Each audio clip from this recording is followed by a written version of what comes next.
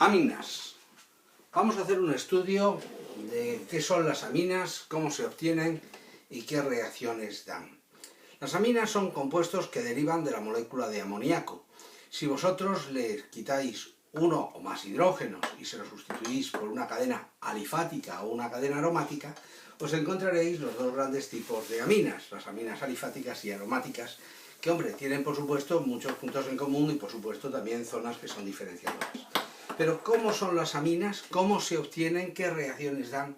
Mirad, las aminas tenéis que entender, es la clave para comprender toda su obtención, que es la función nitrogenada en su más elevado grado de reducción.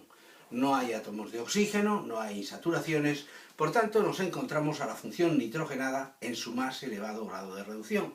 Y por ello nosotros a las aminas las vamos a poder obtener desde otras funciones nitrogenadas que o tengan oxígeno o tengan menos hidrógeno, tengan dobles o triples enlaces.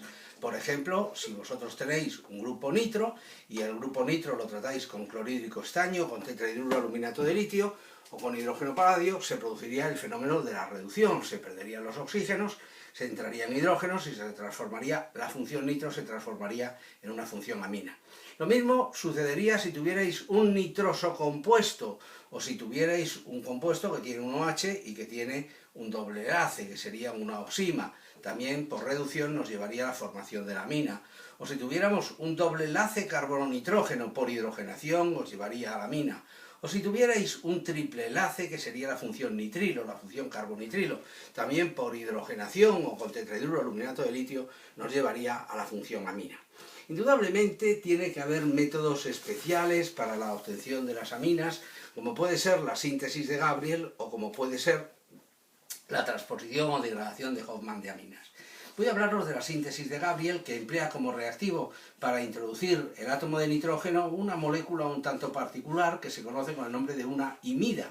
Una imida es la amida doble, amida es un derivado de ácido, amina es diferente, no confundir. La imida, esto es la imida del ácido succínico, tiene cierta acidez, por tanto con facilidad forma la sal. Esto sería la ftalimida de sodio o la ftalimida de potasio, que se conoce con el nombre de sal de Gabriel.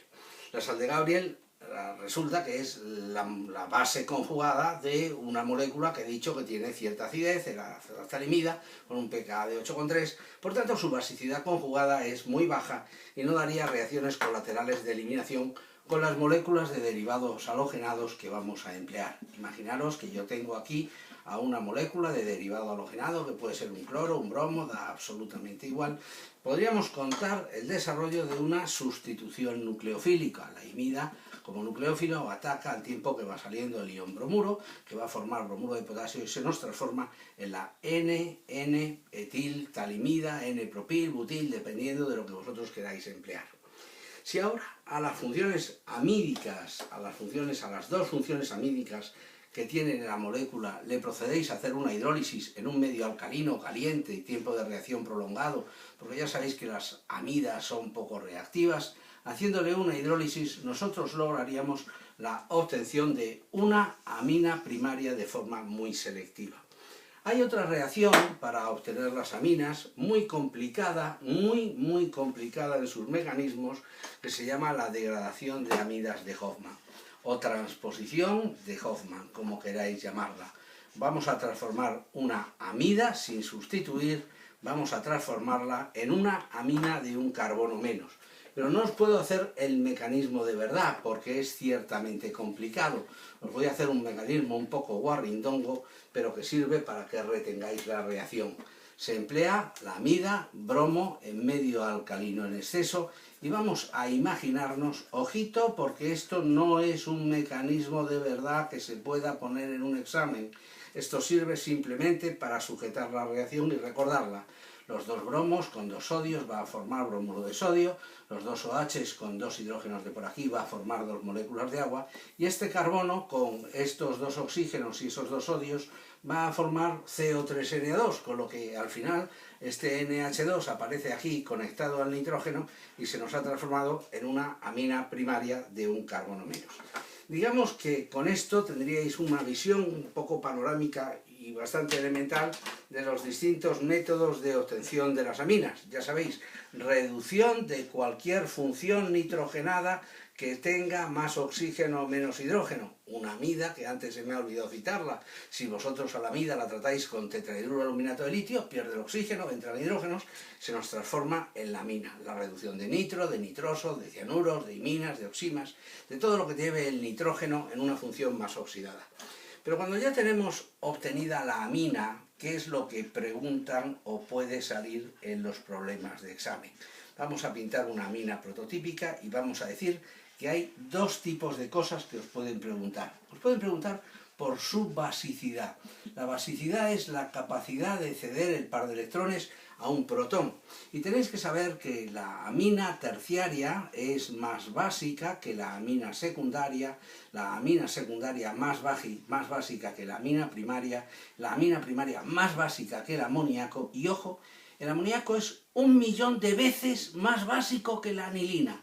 Las anilinas, las aminas aromáticas, son tremendamente poco básicas por su capacidad para deslocalizar el par de electrones en el sistema aromático. Esto es lo que os explica que la molécula de anilina sea no solo tan poco básica, sino que su anillo aromático sea tan tremendamente reactivo. El mismo fenómeno que explica la caída de la basicidad porque se deslocaliza el par de electrones en el benceno, explica la altísima reactividad del benceno. Y luego podemos pensar que me pueden preguntar reacciones de la amina como nucleófilo. Bien, como nucleófilo pues va a reaccionar con electrófilos. Y yo os haría una plantilla de 5 o 6 grandes reacciones que desarrollan estos compuestos. Mirad, si vosotros a una amina la hacéis reaccionar con una molécula de derivado halogenado en exceso, terminaríais formando los importantísimos compuestos que se conocen con el nombre de sales de amonio cuaternario. Si hacéis reaccionar a una molécula de amina con una molécula de carbonilo, aldehído o cetona, se nos formarían por reacciones de condensación, perdiendo una molécula de agua, que ahora os lo haré en un momento. Se formarían las iminas o bases de Schiff, o bien las enaminas, dependiendo de si la amina es primaria o secundaria. Si hacéis la reacción con una molécula de haluro de ácido, el mecanismo sería la sustitución acílica, se perdería clorhídrico y formaríais las amidas. Ojo, amida con D, porque es un derivado de ácido. Las amidas se utilizan mucho en la química de las anilinas para provocar la protección del grupo amino, porque ya sabéis que al ser tan tremendamente reactivo, por ejemplo, es tremendamente conflictivo, tremendamente problemático el introducir un solo átomo de bromo o el provocar una nitración. Tenemos que hacerlo reaccionar con una molécula de haluro de ácido para que se transforme en la amida. Esa es la reacción que os he contado.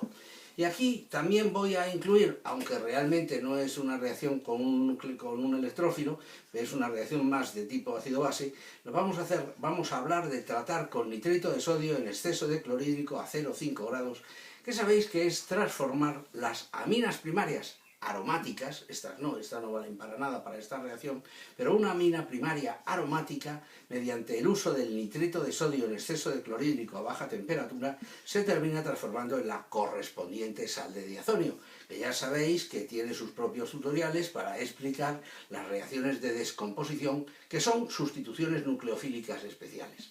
Y por último os citaría el tratamiento con agua oxigenada, que en Farmacia de la Complu tiene mucho predicamento, cuando a una amina terciaria, tiene que ser una amina terciaria, la tratáis con agua oxigenada, se transforma en el correspondiente N-óxido, que tiene una reacción muy particular que se llama la pirólisis de los N-óxidos de amina terciaria o reacción de Cope. Pero vamos a intentar ver una por una estas reacciones que os he dicho, para que entendáis más o menos cómo pueden surgir, cómo pueden desarrollarse. Si a una amina la tratáis con unas moléculas de derivados halogenados y vamos a suponerlos en exceso, iré pintando uno, luego otro, para no agobiar mucho la pizarra, vamos a contar cómo el nitrógeno cede el par de electrones al tiempo que sale el ion yoduro. Al salir el ion yoduro y al ceder este par de electrones, El nitrógeno, lógicamente, se transforma en una sal de amonio que libera el protón y al liberar el protón recupera el par de electrones. El protón con el yoduro ha formado iodo y aquí hemos logrado encajarle una cadena carbonada. Pero hemos quedado que teníamos exceso de derivado halogenado. Luego el proceso se puede volver a repetir otra vez. Podemos volver a atacar a ese carbono al tiempo que sale el ion yoduro, cedemos el par de electrones, volvemos a formar el compuesto de amonio, liberamos de nuevo el protón y formamos otra de ácido iohídrico. La amina terciaria recién formada puede volver a ceder el par de electrones para hacer un último ataque, y si hacéis este último ataque y sale el ion yoduro y formamos de nuevo el compuesto de amonio, entenderéis que ahora este compuesto de amonio no puede liberar ya ningún protón, por tanto precipita como la correspondiente sal de amonio cuaternario, que tiene su propia química, transformarlo en la base de amonio cuaternario para hacer las famosísimas reacciones de beta-eliminación de Hofmann. Vamos a recomponer la amina. Y ahora a esta amina la vamos a hacer reaccionar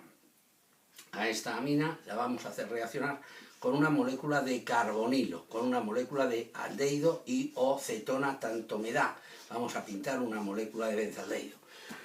No os puedo contar el mecanismo de la reacción, es una condensación y en este tutorial, que es simplemente una visión panorámica de toda esta historia, yo os diría que entre estos dos hidrógenos y este átomo de oxígeno se pierde una molécula de agua y que al perder la molécula de agua se forma un doble enlace carbono-nitrógeno, que es lo que constituye la imina o base de SIF. Esto es la imina, carbono doble enlace oxígeno. Pero os voy a poner una variedad para que veáis que todas las cosas estas, que parece que cada reacción es de su padre y de su madre, pues veréis que es tremendamente lógico lo que sucede. Voy a volver a pintar el compuesto de carbonilo, voy a volver a pintar la molécula de amina, pero ahora la amina va a tener una segunda cadena carbonada. Bien, es una amina secundaria. ¿Por qué hago esto? Para que entendáis que si entre el nucleófilo y el electrófilo, catalizado por un medio ácido, un medio ligeramente ácido, va a desarrollarse una reacción donde se pierde una molécula de agua, el carbonilo puede aportar el oxígeno, pero el nitrógeno solo puede aportar un hidrógeno. Por consiguiente, para poder perder la molécula de agua, el segundo hidrógeno que me hace falta lo voy a coger de una cadena carbonada. Voy a desarrollar, uy, me parece que me he equivocado, que el hidrógeno lo tengo que coger de la cadena carbonada del carbonilo. Perdonadme, hasta el mejor escribano se le escapa un borrón. Os iba diciendo que para perder la molécula de agua voy a necesitar coger un hidrógeno de la cadena carbonada y por tanto se me va a formar un enlace con el nitrógeno y otro enlace con el carbono.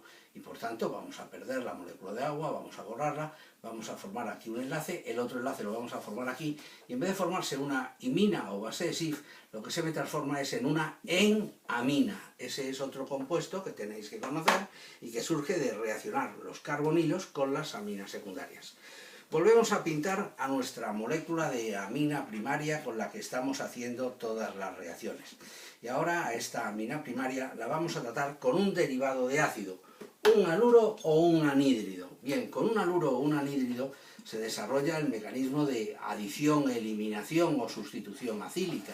Pero como no podemos hacer el mecanismo, porque ya os he dicho que es una visión periférica de toda la historia, vamos a pensar que entre este cloro y ese hidrógeno se pierde clorhídrico y se nos transforma en una amida. Esto es una amida, no confundir una amida con una amina. Amida con D significa derivado de ácido. Y volvemos otra vez a la molécula de amina para seguir haciendo reacciones. La otra reacción que os he citado es tratar con nitrito de sodio en exceso de clorhídrico a baja temperatura, 0,5 grados, porque vamos a formar un compuesto tremendamente inestable. Esa reacción se hace sobre aminas primarias, a ser posible aromáticas, porque los compuestos que se obtienen son tremendamente inestables. Y como hemos quedado que lo vamos a ver con detenimiento los mecanismos, con nitrito de sodio en exceso de clorhídrico a baja temperatura, la amina se transforma en la correspondiente sal de diazonio. Volvemos de nuevo a nuestra molécula de amina y ahora me vais a permitir que la transforme en una amina terciaria para contar exclusivamente una reacción que le entra a la gente de farmacia de la Complu, el tratar con peróxido de hidrógeno, con agua oxigenada. Con agua oxigenada las moléculas de amina desarrollan la formación de unos compuestos que se conocen con el nombre de N-óxidos de amina terciaria, que desarrollan una reacción peculiar, que es lo que se llama la beta-eliminación de Cope. La reacción de Cope, que es uno de los pocos ejemplos de eliminación de tipo cis que se desarrolla. Bien, señores, creo que con esto hemos visto más o menos cómo transcurre más o menos